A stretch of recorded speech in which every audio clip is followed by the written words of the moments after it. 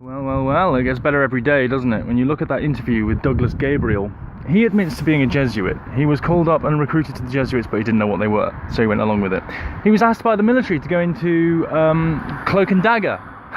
He was in charge of telemetry in the military. He invented the collapsible antenna. He had ideas. He was recruited for spying and espionage. He was a computer programmer.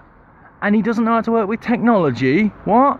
He makes out that he's just husband and wife, Betsy and Thomas, and yet he's just a father. They were just teachers and they don't have a clue about technology. Yet he was a cryptographer. He's written composers, he's written books. He seems to be well versed in absolutely everything. He's got every qualification. He's a PhD, a professor, an egghead, recruited by the NSA, formerly working in the NSA and the ASA or whatever other department it is, and asked to be a Jesuit. So we can take from that, an 18-year-old boy or 14-year-old boy recruited by a monk, a Benedictine monk, and then into an order where you're not allowed to have girlfriends. Betsy is your wife.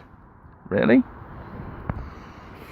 It's my theory that American intelligence media isn't a conclave, it isn't a collective. It's using the NSA's facilities and GCHQ and all the various intelligence agencies, networks around the world to crush the opposition in alternative media.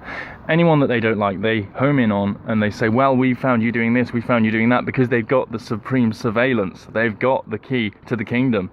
They are the NSA.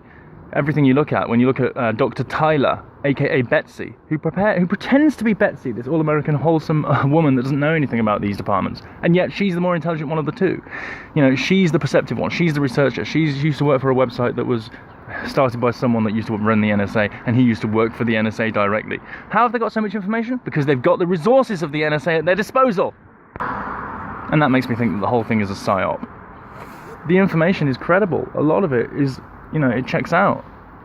But then there are a number of red flags. Whenever someone is interviewing Douglas Gabriel and they ask a particularly good question and that he doesn't particularly want to answer, he'll say, oh, that's a really good question, that's really good, you're so good, that's why we knew you would be good at this, that's why you do this. He butters them up, he blows smoke up their ass, and when they call him out on it, he gets very defensive and goes, no, I'm not doing that, and then formulates some kind of reason, parallel construction, why he's buttering him up. We know why. And then there's the whole spiritual angle. You started this conclave with a bunch of spiritual people because it's all about consciousness, and the same as the geopolitical angle. So that's why you're so calm on the phone to Jason Goodman. All Douglas Gabriel ever says is that phone call was illegal, and therefore is listening to it illegal as well, Jason. I'm sorry, Douglas. Sorry, Thomas. I don't know what your frickin' name is. I only know what everyone else knows, what you've told us. And it isn't the truth, we know that, because there are so many contradictions already inherent within it. You're a cryptographer, you are a computer programmer, you're a composer, you've written symphonies, you've written many books, you've worked for the spy department, you came up with the collapsible antenna, you were recruited to work in cloak and dagger work, and yet you don't have any clue about technology. It's kind of like Alan Turing saying, I don't know about code breaking, I don't know what Enigma is, I don't know what you're talking about. The more intelligent and perceptive of us will detect these contradictions. We will still listen to what you say because a lot of what you say is credible and checks out and is, historically accurate. It can be tracked back and is verifiable and demonstrable. When it comes to Daddy Bush, George Bush Sr. being the guy responsible for JFK's assassination, basically, he was in charge of the CIA at that time. That checks out historically.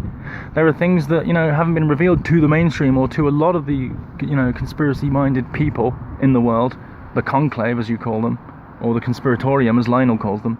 But the problem is you're sowing division within a unified group. You've now started mocking Lionel. You've started mocking Jerome Corsi. You've started mocking InfoWars and Alex Jones. You've started mocking everyone and dissolving us. That is what you've been doing. And you don't even care about how many people you lose. You said you lost 7,000 people this year, but they deserve to go. They'll come back. It's that supreme arrogance people don't trust. Why have you got that arrogance? Where did you come from? You've only been around for a few months and suddenly you don't care if you lose 7,000 people? Riddle me this. Why would a Jesuit who worked for the NSA not care suddenly about losing 7,000 people when his primary goal is to dissolve people in the alternative media, when his primary aim is to actually discredit people who are looking into the Q leaks? Well, because you're a psyop. You're an obvious psyop. You've been caught, and every time you give an interview, Douglas Gabriel, you reveal more and more of yourself. You think you're answering questions, but you're really just presenting more of them, and you never answer them. Because you can't. You've already contradicted yourself so many times that you can't possibly go back and rectify the situation. You can't rescue it from spiraling down into nothingness. You've lost control of the conclave, of the collective, of the conspiratorium, and the narrative.